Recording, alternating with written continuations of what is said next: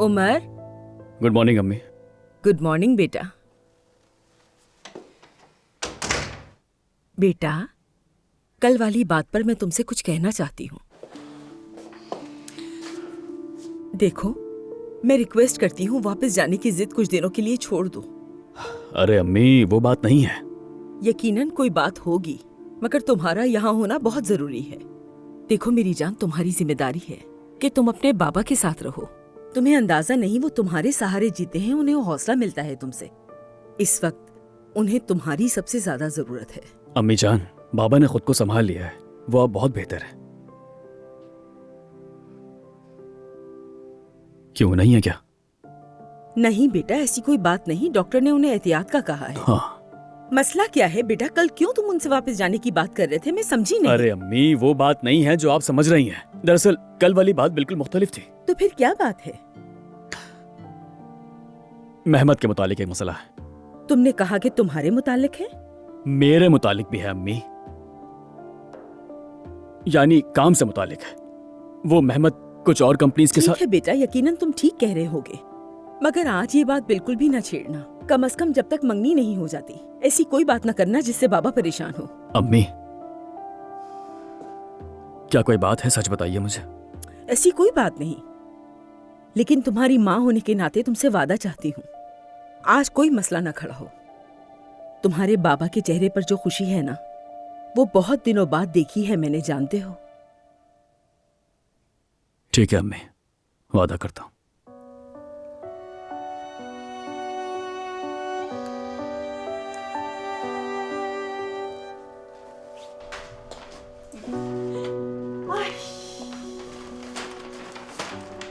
अरे आंटी, इतना सारा सामान ले आई आप? पूरी फैमिली के लिए लेके आई हूँ। ये देखो, कफलिंग्स हैं हमीद के लिए, यानी हामिद साहब के लिए। वो ऐसी चीजें बहुत पसंद करते हैं। ये कमीज छोटे बेटे के लिए, और वो भी सबसे आला क्वालिटी की। और ये हमीद की बीवी के लिए, हालांकि उसे ऐसी चीजों की कुछ खास समझ नहीं आती। अम्मी, इन सब चीजों के लिए आपके पास पैसे कहाँ से आए? एक जानने वाले से कर्ज लिया है, वरना तुम्हारी हालत तो सबके सामने है। लेकिन किस लिए? क्या तोहफे देना बहुत जरूरी है? ये कैसा सवाल है? ऐसा खानदान इन बातों को बहुत ज्यादा अहमियत देता है। खैर चलो, तुम भी उठो, पार्लर का वक्त हो चुका है, लेट हो जाओगी। जाके अपना मेकअप कराओ, हेयर स्टाइल बनवाओ, सब कुछ करवाओ। मैं कहीं भी नहीं जा रही हूँ। ये क्या बात हुई बेटा? तुम्हारी एंगेजमेंट है, क्या यूं ही सोती हुई शक्ल लेके जाओगी? कहा ना नहीं जाऊंगी मैं। अरे याद है आपको, मैंने पहले ब्यूटिशियन का कोर्स वगैरह किया था। आयजा का हेयर स्टाइल और मेकअप मैं करूंगी। अरे ये बात मुझे नहीं पता। काश कि ब्यूटी पार्लर इसके लिए भी बेहतर होता, लेकिन कहा ना नहीं जाना चाहती। आप यहीं रुके, मैं बात कर लूंगी। मैं समझाती हूँ उसे, वो बात मान लेगी।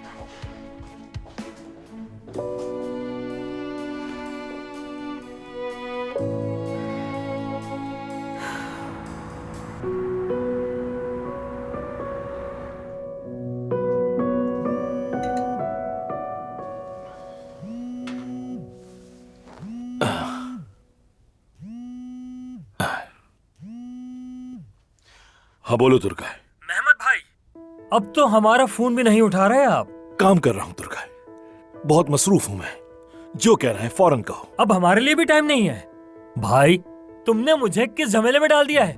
वो तुम्हारा कजन उमर मेरे ऑफिस आ गया और ऐसा लगा जैसे उसने छापा मारा हो। मेरा जिक्र तो नहीं किया ना तुमने, वरना तुम्हारे लिए और तुम्हारी कंपनी के लिए बुरा होगा। मैंने कोई जिक्र नहीं किया, लेकिन मुझे परेशानी हो रही है। हम टेंडर में हिस्सा ले रहे हैं, मगर दुर्गा तुम्हें क्या हो गया है?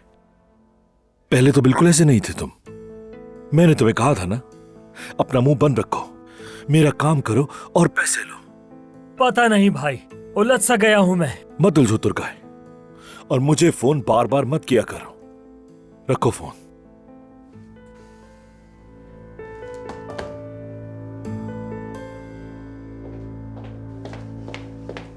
मेहमत, कही अम्मी। बेटा तुम जरा जाओ और जाकर अंगूठियां ले आओ। ठीक है। और हाँ, वो फूल सीधे घर पहुंच जाएंगे। ठीक है। आसिया मीठा तैयार कर रही है। ठीक है, अब मैं जाऊं? कुछ याद आए आपको तो फोन कर दीजिएगा। ठीक है।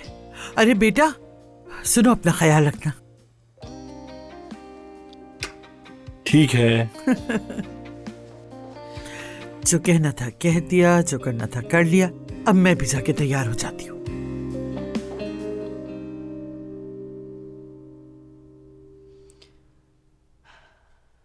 जब तक मैं ये वापस ना करूं तो उमर मेरा पीछा नहीं छोड़ेगा। वैसे भी वो मेरा यकीन नहीं कर रहा। क्योंकि वो बातें सच नहीं है। फर्क नहीं पड़ता है, आखिर होना तो यही है। क्या तुम्हें पूरा यकीन है? क्योंकि ये तो तुम दोनों के रिश्ते की एक निशानी बन चुकी है। यास्मीन, इसीलिए तो इसका खत्म होना लाजिम है।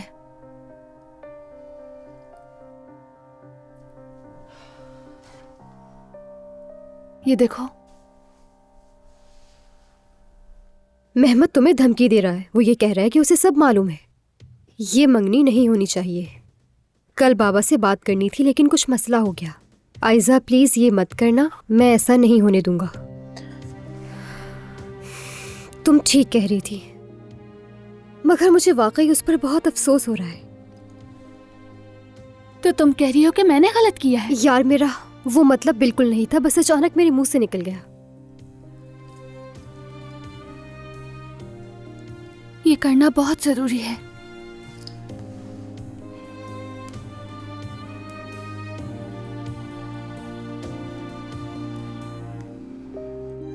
उमर, कैसे हो? मुझे तुमसे मिलना है। शुक्र है ख्याल तो आया। मुझे डर था कोई अहमकाना हरकत ना कर बैठो। ठीक है, आ रहा हूं मैं। कहाँ जा रहे हो? एक छोटा सा काम है बाबा। रुको जरा, शाम को तुम्हें घर पर रहना है, मंगनी है, देर मत करना। और कल तुम्हारा रवैया ऐसा क्यों था? अचानक लंदन जाने का शौक फिर से क्यों पैदा हो गया? नहीं बाबा, बात दरअसल कुछ और थी। अम्मी आ गई थी तो बात रह गई थी। खैर कोई अहम बात नहीं, बाद में बात करेंगे। देर मत करना।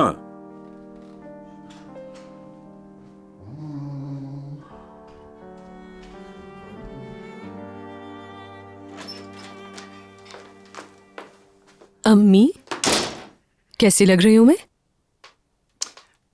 माशाल्लाह, जो देखे वो देखता ही रह जाए। हीरे की तरह खूबसूरत। और मैं कैसी लग रही हूँ? फातिमा आपा, क्या आप वहाँ जाने के लिए इतना तैयार हुई हैं?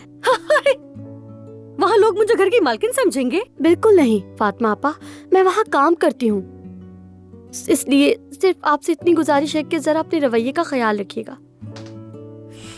सुन रही हो नाज़ली?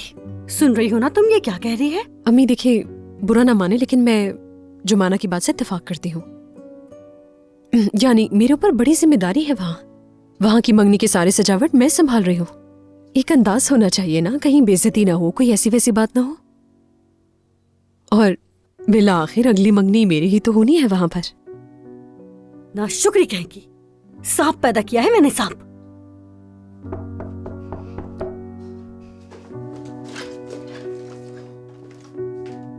सुनो, वो तो ऐसी बात करती है, तुम्हें क्या हो गया है? माँ से कोई ऐसी बात करता है? क्या कहा है मैंने अम्मी? बस इतना ही तो कहा है कि ध्यान रखिएगा। मैं साइमा आपा से बात कर चुकी हूँ। बतूल को वो सारा दिन संभाल लेंगी, परेशान मत हो। शुक्रिया, अल्लाह उनका भला करे। मैं किसी और के सुपुर्द कर भी नहीं सकती थी बतूल को, और मंगनी पे ले जाना भी मुनासिब नहीं लगता। सफिया बेटी, कैसी हो? ठीक तो हो ना? हाँ, ठीक हूँ मैं। फातिमा, मेरी बात सुनो, वहाँ बिल्कुल तमीज से रहना। वो सभी लोग बहुत शरीफ हैं, आई समझ। आराम से, आराम से, आराम से। उफ! 3 लोग मिलकर मुझे नसीहत दे रहे हैं। मेरी शराफत की गवाही तुम तीनों मिलकर भी कभी भी नहीं दे सकती, समझी? पहले अपने आप को देखो जरा। खैर, मैं बतूल को तैयार करके लाती हूँ।